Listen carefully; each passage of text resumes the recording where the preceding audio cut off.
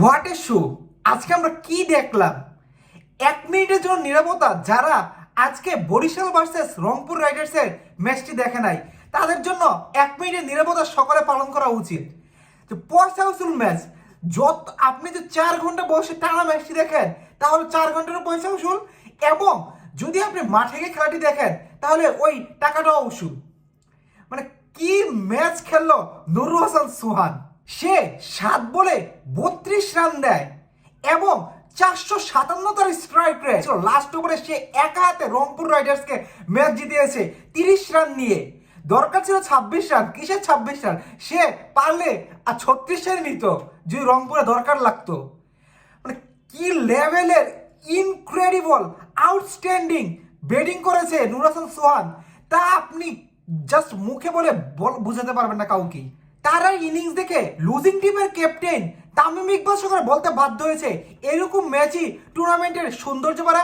এবং লুজিং টিমের ক্যাপ্টেন নিজেকে ব্লেম না দিয়ে, তাদের টিমের কাউকে ব্লেম না দিয়ে সে ডিরেক্ট নুরুল হাসান সোহানকে ক্রেডিট দিয়েছে।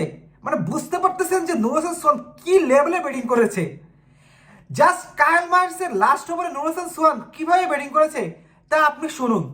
প্রথম বলে 6, দ্বিতীয় বলে 4, তৃতীয় বলে 4, এরপরে বলে আবার 6, তারপরে বলে আবার 4, তারপর লাস্ট বলে যখন 1 বলে 2 রান দরকার, তারপরে কি ভাবতেছেন যে 2 রান নিয়ে ম্যাচ জিতেছে? না, ডিরেক্ট 6, 1 বলে 2 রান দরকার, ছক্কা মেরে ম্যাচ জিতে ফেলছে নুরুল হাসান সোহান। Incredible, insane! মানে আমি ভাষায় বুঝতে পারতেছি না যে নুরুল হাসান সোহান কি লেভেলে ব্যাটিংটা করলো। ম্যাচের প্রত্যেকটা পরতে পরতে প্রত্যেকটা লেয়ারে লেয়ারে নাটক, নাটকে ভরপুর match, absolute cinema, absolute beauty. BPL এরকম ম্যাচ আশা করা যায় না। এবং আপনি ইন্টারন্যাশনাল বলেন, আইপিএল বলে এরকম হাড্ডাটি ম্যাচ, ক্লোজ ম্যাচ খুবই কম দেখা যায়। ক্লোজ কে করেছে? নুরুল হাসান সোহান। ম্যাচ কে জিতিয়েছে? নুরুল হাসান সোহান। সব ক্রেডিট নুরুল হাসান সোহান, আর কারো দিতে পারতেছি না আমি। ইনফ্যাক্ট এই নুরুল হাসান সোহানের ব্যাটিং এর কারণে সে ম্যান অফ দ্য ম্যাচও পেয়েছে। আমি যে বলতেছি পরতে পরতে নাটক, নাটক কোন জায়গায় হয় নাই? বরিশালের ব্যাটিং থেকে শুরু করে রংপুরের ব্যাটিং ইনিংস এবং বরিশালের বোলিং ইনিংস, সব জায়গায় শুধু নাটক আর নাটক। ফার্স্ট অফ অল কায়েল মার্কসের আউট, সে 22 রানে কাটা পড়ে গেল কামরাজ আর আব্বির বলে। তারপর হঠাৎ করে কই থেকে যে তৈ দিতে বললো যে এটাকে নো বল দিতে হবে, কজ বা ইনার সাইকেলের বাইরে 6 জন ফিল্ডার, পাওয়ার প্লে পরে কিন্তু 5 জনের বেশি ফিল্ডে থাকতে পারে না। দেশ তো কায়েল মার্কস ব্যাক করলো আর কামরাজ আর রাব্বির বলে প্রতিশোধ নিল, একদম অ্যাবসলিউটলি প্রতিশোধ নিল। বরিশালের পুরো ইনিংসটার ব্যাকবোন হচ্ছে কায়েল মার্কসের এই শো। 29 বলে 61 রানের শো, তার স্ট্রাইকের 210, এবং মায়ার্স 7টা 6-এর মার এবং একটা 4-এর মাধ্যমে তার ইনিংসটিকে বিল্ড আপ করেছে। তারপর লাস্টে একটা কেমো ইনিংস খেললো ফাহিম আশরাফ, 6 বলে 20 রান। আর Fahim Ashraf BPL great asset. Shahid Shah Afridi কি অ্যাসেট? তার থেকেও বড় অ্যাসেট হতো ফাহিম আশরাফ। ব্যাটিং বোলিং সব দিকে বিপিএল এ পুরো ছেয়ে গেছে যে ফাহিম আশরাফ, এবং বরিশালের মানে বেস্ট অ্যাসেট ফাহিম আশরাফ। আজকে আর কেউ ভালো খেলতে পারে নাই। তামিম ইকবাল মাত্র 34 বলে 40 করে, কিন্তু আমার বাংলাদেশি ক্যাপ্টেন নাজমুল হাসান শান্ত, এবং যে কিনা truly allrounder, batting, bowling, fielding, wicket keeping কি পারে না নাজমুল হাসান শান্ত, সে আজকে ব্যাটিং করে 30 বলে 41 রান 136 স্ট্রাইক রেটে। নাজমুল হাসান শান্ত রিসেন্টলি টি20তে যেই ফর্ম, এবং সে যে একটা ব্যাট পাচের মতো ছিল, তার থেকে এরকম একটা ইনিংস, পারফেক্ট ইনিংস আমি বলবো। এইভাবেই বরিশালের ব্যাটিংটা সেট আপ হয়। 197 রান করতে পারে বরিশাল। রংপুরের বোলিংয়ে একমাত্র ভালো বল করতে গেলে শুধু আকিব জাভেদি করেছে, 4 ওভারে 16 রান দিয়ে 1 উইকেট। কামরুল ইসলামও হয়তো এত মাইর খেত না যদি ওই সময় ইনার সার্কেলের বাইরে 6 জন ফিল্ডার না থাকে। একটি ভুল যে অনেক দিনে কান্না হতে পারে তা সে কামরুল ইসলাম বুঝে গিয়েছে, যে কামরুল ইসলাম যদি ওই সময় ইনার সার্কেল বাইরে 6 জন ফিল্ডার না রাখতো বা ক্যাপ্টেন যদি একটু খেয়াল করতো, তাহলে কিন্তু কায়েল মার্কস 22 রানই কাটা পড়ে যায় এবং একটা ভালো সেলিব্রেশনের মাধ্যমে 3 উইকেট পেয়ে যেত তখনই কামরুল ইসলাম। কিন্তু যা হওয়ার তো হয়েই গেছে। তারপরে কায়েল মার্কস আসে যে কি একটা মাইট দিল কামরুল ইসলামকে, তা বলার বাইরে। এবং সে 3 ওভারে 47 রান দেয়, 2 উইকেট আগেই পেয়েছিল। এবং সে কিন্তু 2 উইকেট কিন্তু খারাপ কোনো ব্যাটসম্যানকে ফিরায় নাই, সে ফিরেছে নাজমুল হাসান শান্ত এবং তামিম ইকবালকে। তারপর যদি আমি আসি রংপুরের ব্যাটিংয়ে, প্রথম থেকে নাটক শুরু। নাটকটা কেমন?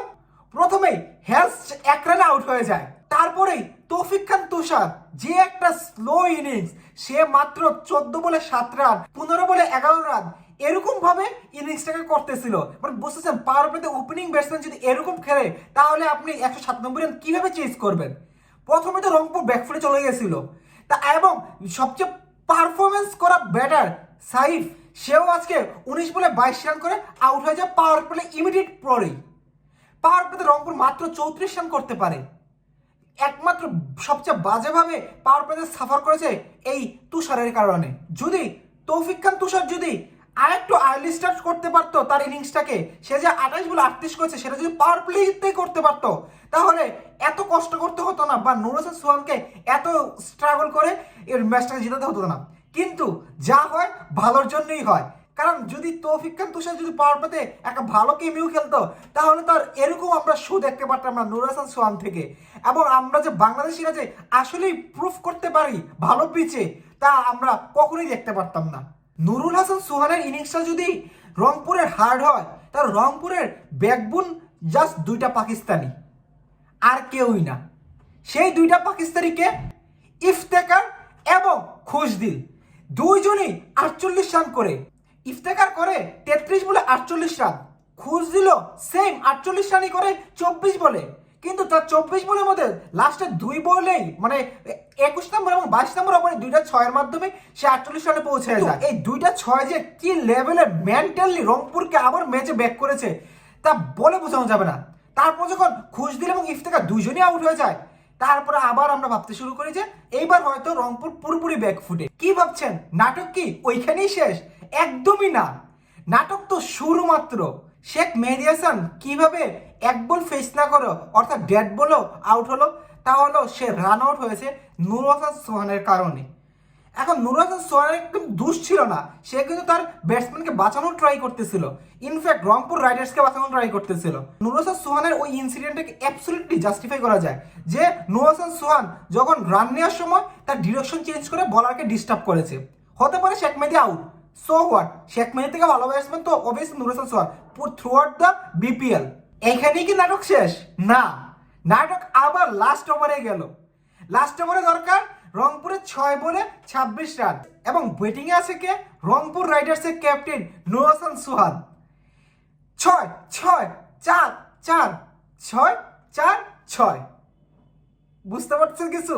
ঠিক এইভাবেই না নুর হাসান সোহান তার পুরো ইনিংসটাকে বিল্ড আপ করেছে কাইল মার্সের ওভারে। That's it. কেমন লাগলো এরকম একটা ইনক্রেডিবল ম্যাচ তা প্লিজ কমেন্টে জানান, এবং নেক্সট ম্যাচের আরো আপডেট পেতে please subscribe my YouTube channel and follow my Facebook page. Thanks for watching guys.